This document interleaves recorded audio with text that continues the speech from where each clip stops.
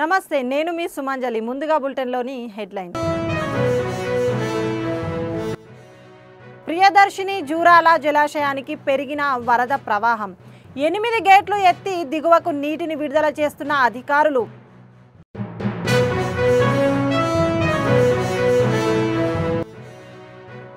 గిరిజనుల జీవన విధానం మార్చేందుకు ఐటీడీఏలు ఏర్పాటు. ఆదివాసీ దినోత్సవంలో పాల్గొన్న మంత్రి అచ్చెన్నాయుడు.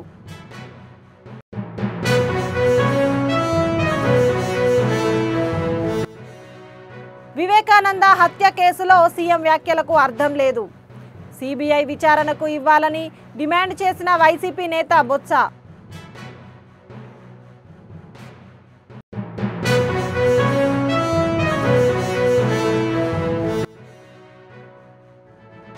గోదావరి కనిలో చుక్క నీరు లేక ఎండిపోయిన గోదావరి నది. ఆటలు ఆడుతూ వినూత్న నిరసన తెలిపిన మాజీ ఎమ్మెల్యే కోరుకంటి.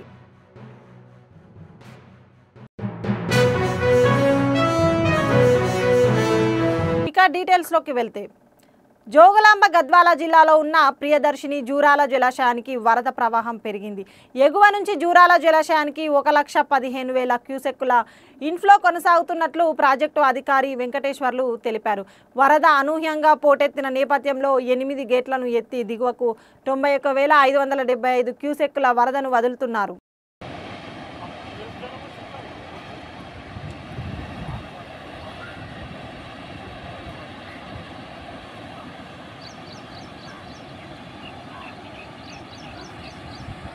ప్రభుత్వం ఆదివాసీల సమగ్ర అభ్యున్నతికి చిత్తశుద్ధితో కృషి చేస్తుందని మంత్రి అచ్చెన్నాయుడు అన్నారు.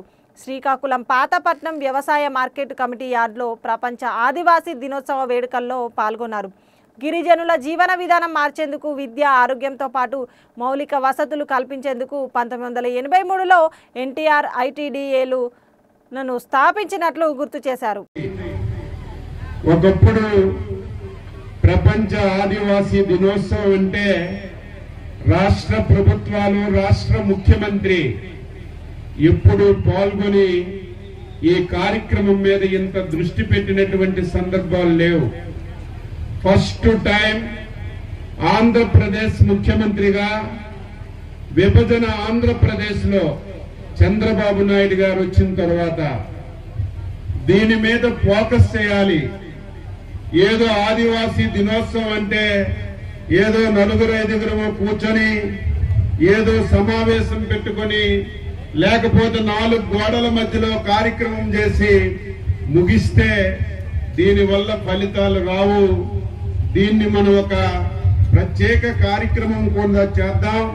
అది కూడా ఏదో అమరావతి రాజధానిలోనో ఏదో ఒక కళ్యాణ మండపంలోనో చేయడం కాకుండా నిజమైనటువంటి గిరిజనులు ఎక్కడ ఎక్కువగా ఉంటే ఆ ప్రాంతానికే వెళ్లి ఈ కార్యక్రమాన్ని చేద్దామని మొదటి పెట్టిన వ్యక్తి మన ముఖ్యమంత్రి శ్రీ నారా చంద్రబాబు నాయుడు గారని గర్వంగా ఈ రోజు చెప్పదలిచాను. ప్రతి గ్రామానికి ఒక పాఠశాల వచ్చింది.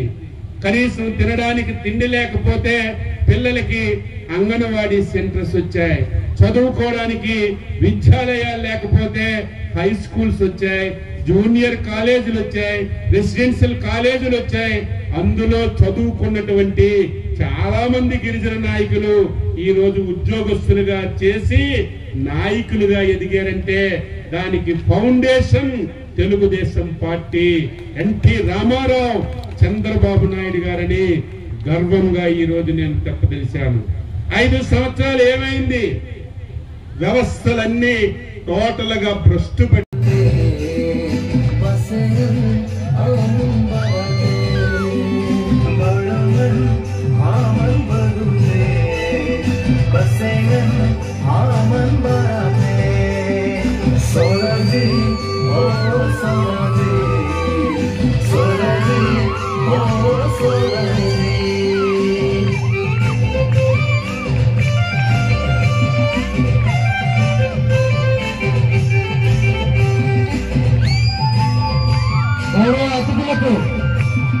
పుష్పాలతో సన్మానిస్తున్నారు మన పాతపట్నం శాసనసభ్యులు, గౌరవ నర్సనపాక శాసనసభ్యులు దగ్గర రమణమూర్తి గారికి పుష్పగుచ్చంతో దుశ్శాలతో సత్కరించారు.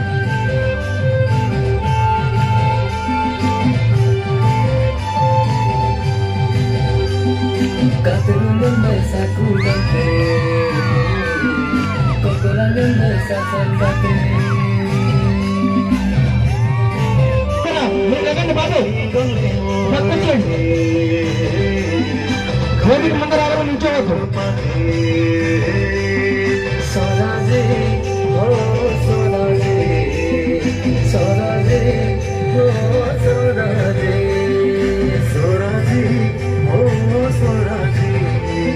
తనపై దాడి కుట్ర జరుగుతోందని వైసీపీ సీనియర్ నేత ఎస్వి సతీష్ కుమార్ రెడ్డి ఆరోపించారు.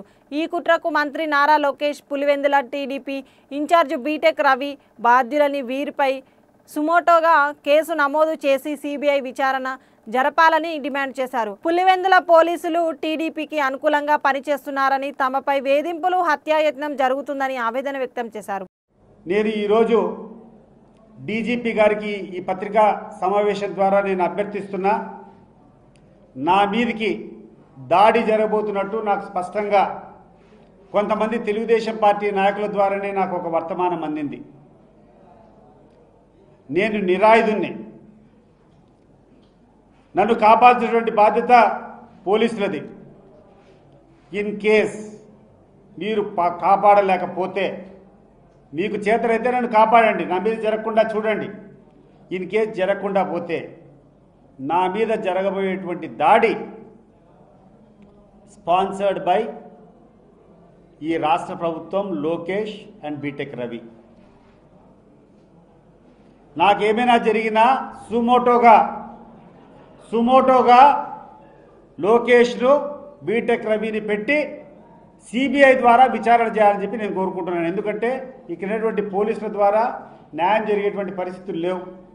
ఈడ పోలీసులు కాదు, పచ్చకండ వాళ్ళు వేసుకొని తిరుగుతాంటారు. ఇక్కడటువంటి డిఎస్పీ కానీ, ఇక్కడటువంటి రూరల్ సిఐ కానీ, ఇక్కడటువంటి డిఐజీ కానీ వాళ్ళకి పెత్తనం ఇచ్చినారు. నిజాయితీ పట్ల అధికారులంతా పక్కన కూర్చొని ఉన్నారు. వీళ్ళ వల్ల ఎటువంటి న్యాయం జరగదు.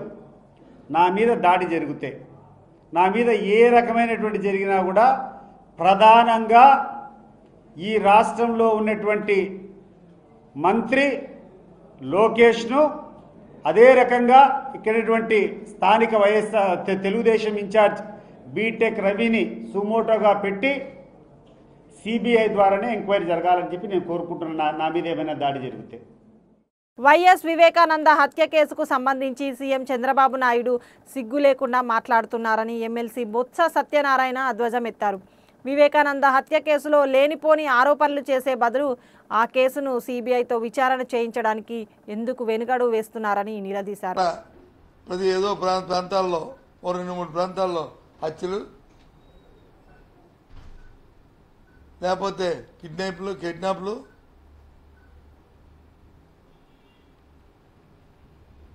లేకపోతే కొత్తగా వచ్చిన కల్చర్ మన రాష్ట్రానికి డ్రగ్స్.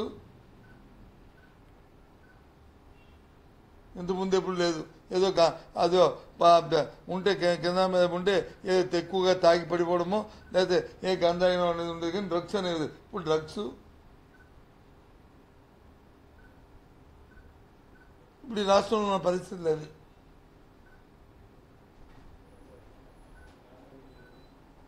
ఆడవాళ్ళ మీద, మహిళల మీద అగాత్యాలు అయితే ఇంకా అన్నీ కాదు.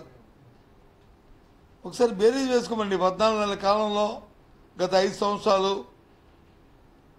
జరిగిన ఇన్సిడెంట్ని ఓ పట్టికేసుకోమనండి.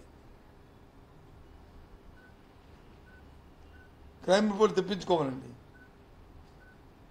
ప్రతి జిల్లా నుంచి కూడా. 5 సంవత్సరాల్లోనూ ఎన్ని హత్యలు జరిగినాయి, హత్యకు గల కారణాలు ఏంటి, ఈ 14 నెలల కాలంలో ఎన్ని హత్యలు జరిగినాయి, ఎన్ని దౌర్జన్యాలు జరిగాయి, దానికి కారణాలు ఏంటి, ఎంతమంది కిడ్నాప్ అయ్యారు తెప్పించుకుంటే తెలుస్తుంది.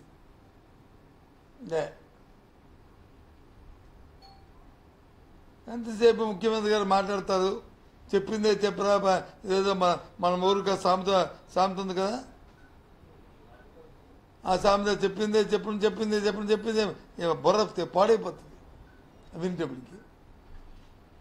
ఇందాక కూడా విన్నాను, ఏదో మనం పాడేది వచ్చి మాట్లాడుతున్నప్పుడు సూపర్ 6 అని చేస్తాను. ఏంటి చేస్తారు?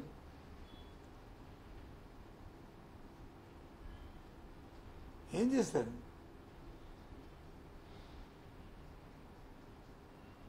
పేదవాళ్ళ కోసం అంటే పేదవాళ్ళు అయిపోయి పేదవాళ్ళు వచ్చి పాడైపోయారంట గత ప్రభుత్వంలో. పేదవాడి తాల కొనుగోలు శక్తి పెరిగింది.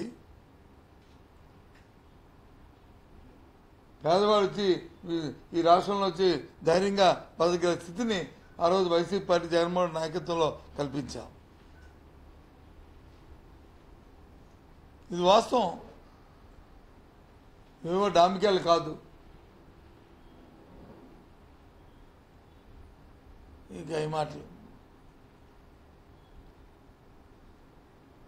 ఎక్కడ చూసినా సరే మనం విశాఖపట్నంలో చూస్తే ఇంక మరీ సాక్షాత్తు మేం కాదు, ఆ క్యాబినెట్లో ఉన్న మంత్రులు, ఆ క్యాబినెట్లో ఉన్న ఎమ్మెల్యేలు, లేదా వాళ్ళ నాయకులు వాళ్ళే వాళ్ళు రాస్తున్న లేఖలు కానీ లేదు చేస్తున్న ఫిర్యాదులు కానీ మాట్లాడుతున్న భాష్యం కానీ ఇంటర్నల్గా ఎక్స్టర్నల్గా ఏ రకంగా దోపిడీ జరుగుతుందో.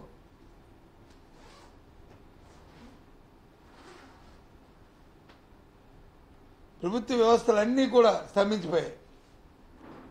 అందుకే మొన్న ఒక లేఖ కూడా రాశాను. కేజీహెచ్లో అసలు హార్ట్ ఆపరేషన్ జరగట్లేదు, ఇది చాలా అన్యాయం. ఇటువంటి దుర్బలమైన పరిస్థితి ఎప్పుడు. వేములవాడ పట్టణం 17వ వార్డుకు చెందిన పల్లపు శారద పూరి గుడిసెలో నివాసం ఉంటుంది. నిరుపేద కుటుంబానికి చెందిన ఆమెకు రేషన్ కార్డు లేదని చెప్పగానే వారం రోజుల్లో రేషన్ కార్డు ఇప్పించారు ప్రభుత్వ విప్ ఆది శ్రీనివాస్. త్వరలో వారి కుటుంబానికి ఇందిరమ్మ ఇల్లు ఇప్పిస్తానని హామీ ఇవ్వడంతో సంతోషం వ్యక్తం చేశారు.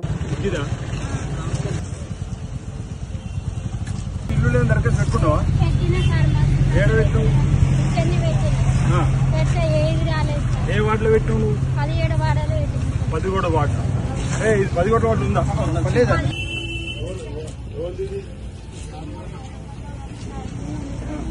ఇదా?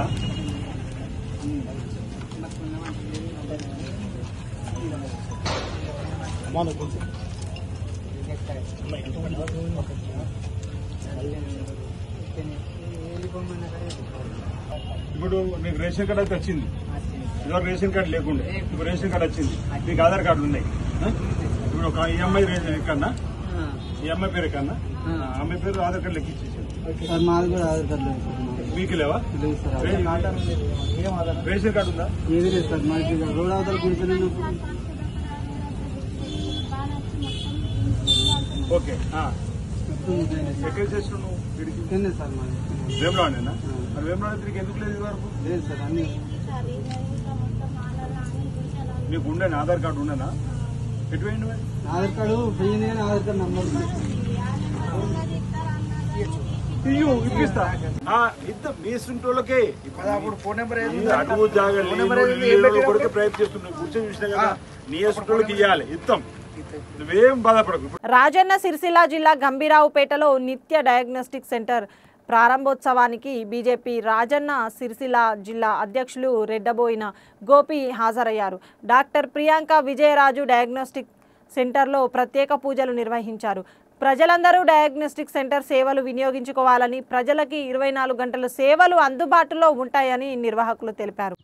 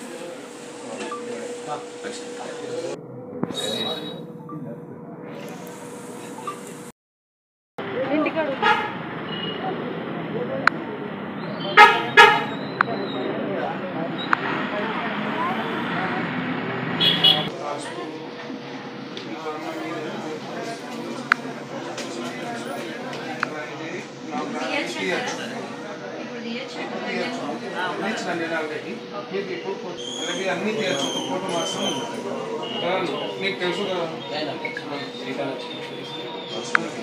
ఓకే ఓకే రైట్ సార్ వచ్చాడు సత్యంగా సార్ వచ్చాడు.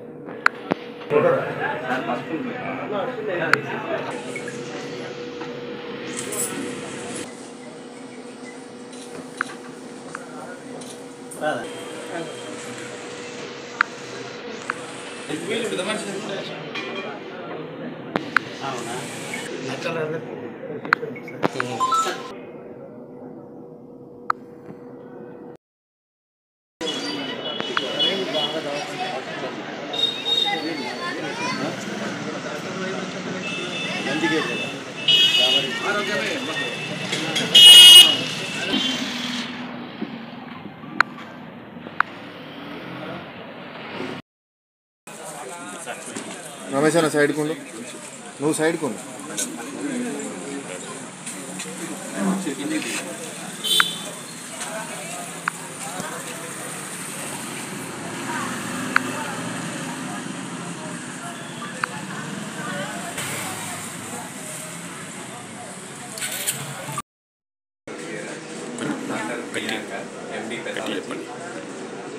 మేము గంభీరపేట వాసులమే, కానీ గంభీరపేటలో ఇంతవరకు ల్యాబ్ లేని సందర్భంలో మేమే ఒక సొంతగా ల్యాబ్ స్టార్ట్ చేసినాం. దీన్ని అందరూ వినియోగించుకోవాలని కోరుకుంటున్నాం. ఇక్కడ అన్ని టెస్టులు జరుగుతాయి. మీరు మళ్ళీ కామారెడ్డికి, ముస్తాబాద్కు లేదంటే సిరిసిల్లాకి వెళ్ళాల్సిన అవసరం అయితే లేదు. మనకు ఆల్మోస్ట్ అన్ని టెస్టులు ఇక్కడ జరుగుతాయి, including blood culture, urine culture కూడా మనకు కామారెడ్డిలో అవైలబుల్ ఉంటుంది. సో ఇక్కడ తీసుకొని మనం అక్కడ చేపించచ్చు అన్నట్టు. పెద్ద మిషన్ కాబట్టి మనం పెట్టలేదు అంతే. Okay, thank you. దీన్ని యూజ్ చేసుకోవాలని కోరుకుంటున్నాను, అందరూ సహకరించాలని కూడా కోరుకుంటున్నాను. పెద్దపల్లి జిల్లా గోదావరి ఖనిలో ఎండిపోయిన గోదావరి నదిలో మాజీ ఎమ్మెల్యే కోరుకంటి చందర్ వినూత్న నిరసన చేపట్టారు. బీఆర్ఎస్ హయాంలో నిండు కుండల గలగల పారిన గోదావరి 20 నెలలుగా ఎడారిలా మారిందని ఆవేదన వ్యక్తం చేశారు. నీరు లేక ఎండిన గోదావరిలో బీఆర్ఎస్ శ్రేణులతో కలిసి చందర్ ఆటల పాటలతో పోటీలను నిర్వహించారు. మహిళా నేతలు ఖోఖో, కబడ్డీ ఆడగా చందర్ క్రికెట్, కబడ్డీ ఆడి నిరసన వ్యక్తం చేశారు.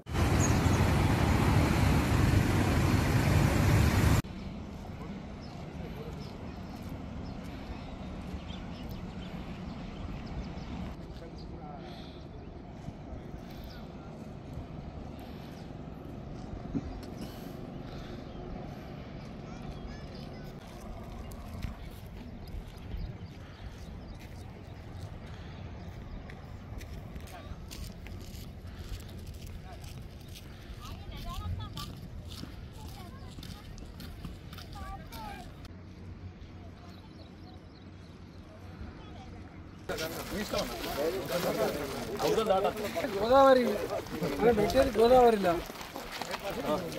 ఎక్కరేసుకోవాలి. యువకులందరూ కూడా ఇక్కడ క్రికెట్ పోటీలు, కబడ్డీ పోటీలను ఈ ఇసుక తెలిసిండే. జై తెలంగాణ, కేసీఆర్ గారి నాయకత్వం.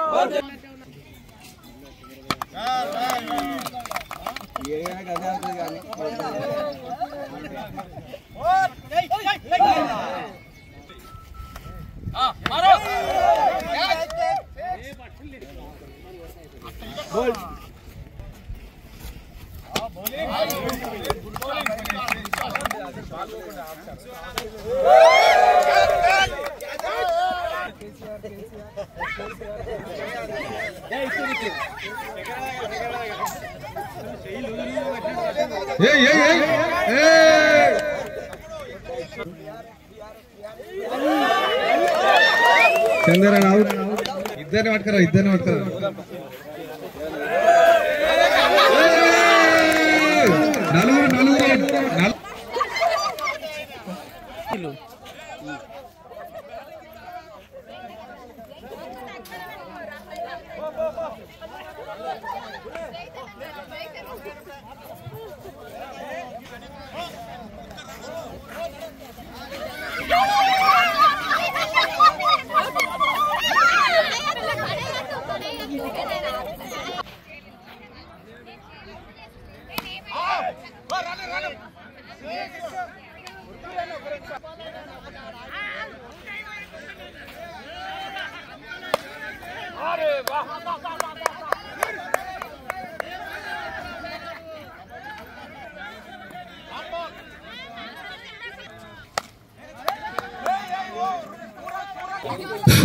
అందరు కూడా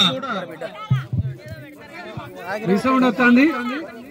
దయచేసి నాయకులు అందరు కూడా ఈ క్రికెట్ టోర్నమెంట్ ను, కబడ్డీ టోర్నమెంట్ ను పొద్దుగాల ఎదురు కాలే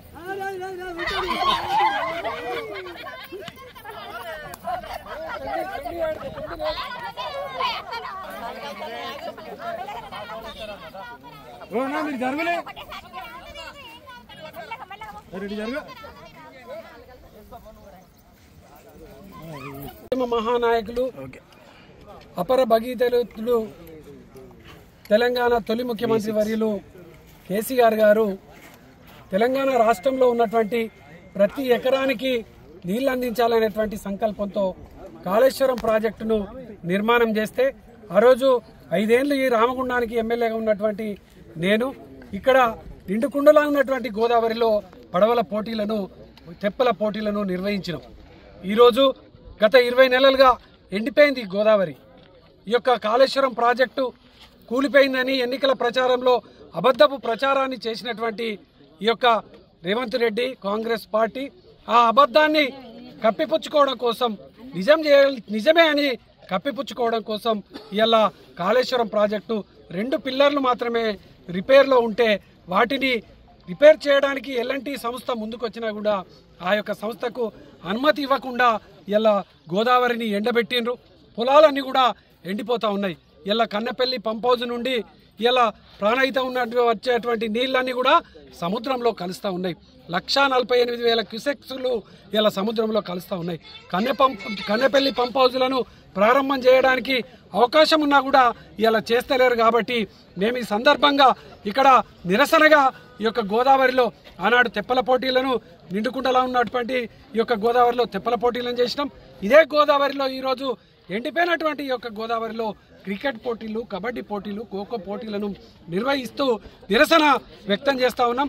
దీనికి ఈ యొక్క ప్రభుత్వం తప్పకుండా స్పందించాలి. రేవంత్ రెడ్డి ముఖ్యమంత్రి వెంటనే స్పందించి కన్నెపల్లి పంప్ హౌజ్ను స్టార్ట్ చేసి ప్రారంభం చేసి నిండుకుండలా గోదావరిని ఉంచాలి, ప్రతి ఎకరానికి కూడా నీళ్లు అందించాలని ఈ సందర్భంగా డిమాండ్ చేస్తా ఉన్నాం. సూర్యాపేట జిల్లాలో వ్యభిచారం, జూదం లాంటి అసాంఘిక కార్యక్రమాలకు పాల్పడితే ఎంతటి వారైనా చట్టపరమైన చర్యలు తీసుకుంటామని డీఎస్పీ ప్రసన్న కుమార్ హెచ్చరించారు. పట్టణంలోని శ్రీనగర్లో కొందరు వ్యక్తులు నామ సైదులు అనే వ్యక్తి ఇంటిని స్థావరంగా చేసుకొని జూదం ఆడుతున్నట్లు పక్కా సమాచారంతో పోలీసులు దాడి చేసి పట్టుకున్నట్లు, ఇందులో 6 మంది అరెస్టు చేసినట్లు, మరో 2 పరారులో ఉన్నట్లు తెలిపారు. మన సూర్యాపేట పట్టణంలో నిన్న తేదీ 8/8/2025 రోజు సాయంత్రం అందాజా 5:30 గంటల సమయంలో ఒక నమ్మదగిన సమాచారం మేరకు మన పట్టణ పోలీస్ సిబ్బంది మన ఒక పేకాట నడిపిస్తుందనే సమాచారం మేరకు ఇంటిపై దాడి చేయడం జరిగింది. దీంట్లో ఇది ఆర్వీ హాస్పిటల్కు దగ్గరలో శ్రీశ్రీనగర్లో ఉన్న ఒక నామా సైదులు నివాసం ఉండే ఇది ఇల్లు.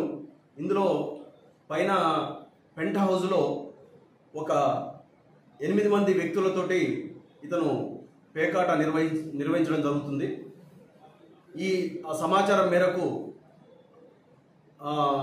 రైడ్ చేసి దాంట్లో తనిఖీలు చేయగా మొత్తం 8 మంది వ్యక్తులు పేకాట ఆడుతున్నారు. వాళ్ళ దగ్గర నుంచి 42,000 రూపాయల క్యాష్ మరియు 4 సెల్ ఫోన్లు స్వాధీనం చేసుకోవడం జరిగింది. వాళ్ళ మీద కేసు నమోదు చేసి తదుపరి విచారణ నిమిత్తము కోర్టులో హాజరుపరచడం జరుగుతుంది. అందులో మొత్తం Nookala Shyam Sundar Reddy and Lakshminarayana, Murali, Venkatreddy, Ramaiah and Venkanna, Saidulu and Kajamiya, ఇద్దరు వ్యక్తులు సైదులు అండ్ కాజామియా ఇద్దరు పరారులో ఉన్నారు. మిగతా 5-6 మందిని అదుపులోకి తీసుకోవడం జరిగింది. ఈ సందర్భంగా పట్టణ ప్రజలకు తెలియజేయనిది ఏమనగా, ఎవరు కూడా దయచేసి ఈ పేకాట నిర్వహించడానికి కానీ మరియు అలాంటి వ్యక్తులకు ఎట్టి పరిస్థితుల్లో కూడా వాళ్ళకు స్థావరాన్ని కల్పించొద్దు. వాళ్ళకి ఎలాంటి అవకాశాన్ని స్వగృహాల్లో కానీ మరియు ఆఫీసుల్లో కానీ ఎట్టి పరిస్థితుల్లో కూడా వాళ్ళకు ఇలాంటి అవకాశాలు కల్పించడం అది నేరమవుతుంది. మీరు దయచేసి ఎవరు కూడా అలాంటి పరిస్థితి ఎవరికైనా ఉంటే ఎవరైనా పోలీసుకు సమాచారం ఇస్తే తగిన చర్య తీసుకోవడం జరుగుతుంది. గ్రామీణ వాతావరణ నేపథ్యంలో కలిగిన 31వ డివిజన్ని గత పాలకులు నిర్లక్ష్యం చేశారని వరంగల్ పశ్చిమ నియోజకవర్గ ఎమ్మెల్యే నాయిని రాజేందర్ రెడ్డి అన్నారు. 90,50,000తో రైల్వే ట్రాక్ నుంచి పోచమ్మ ఆలయం వరకు అంతర్గత రోడ్ల నిర్మాణానికి శంకుస్థాపన చేశారు. ముఖ్యమంత్రి రేవంత్ రెడ్డి పాలనలో స్థానిక నాయకులు సమన్వయం నియోజకవర్గంలో గతంలో కంటే మెరుగైన అభివృద్ధి ఫలితాలను అందిస్తుందని తెలిపారు. ప్రజాపాలనలో భాగంగా షాయంపేటలో గతంలో ఎప్పుడు ఏ ప్రభుత్వాలున్నా నిర్లక్ష్యానికి గురయ్యేది. ఒక గ్రామీణ వాతావరణంతో కూడుకునే విధంగా ఉండేది తప్ప దానిని పట్టణంలో భాగము పట్టణంలో తిరిగి అభివృద్ధి చేయాలి అనేది ఏ రోజు కూడా ఎవరు కూడా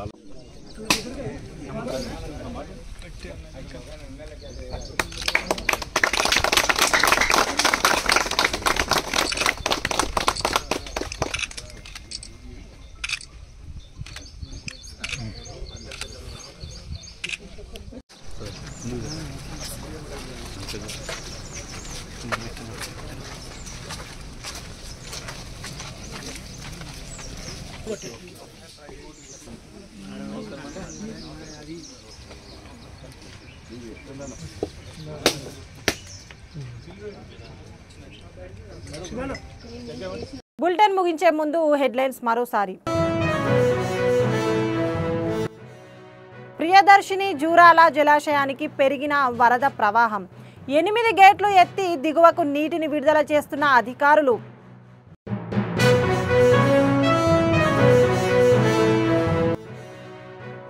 గిరిజనుల జీవన విధానం మార్చేందుకు ఐటీడీఏలు ఏర్పాటు. ఆదివాసీ దినోత్సవంలో పాల్గొన్న మంత్రి అచ్చెన్నాయుడు.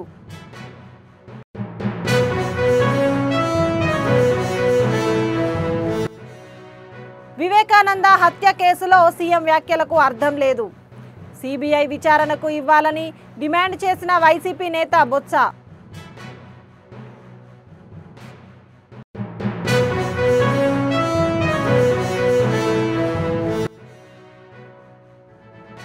గోదావరి కనిలో చుక్క నీరు లేక ఎండిపోయిన గోదావరి నది.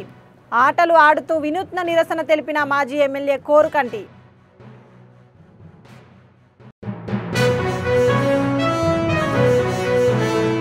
ఇవి బులెటిన్ విశేషాలు. మరిన్ని అప్డేట్స్ కోసం చూస్తూనే ఉండండి 69 టీవీ తెలుగు న్యూస్.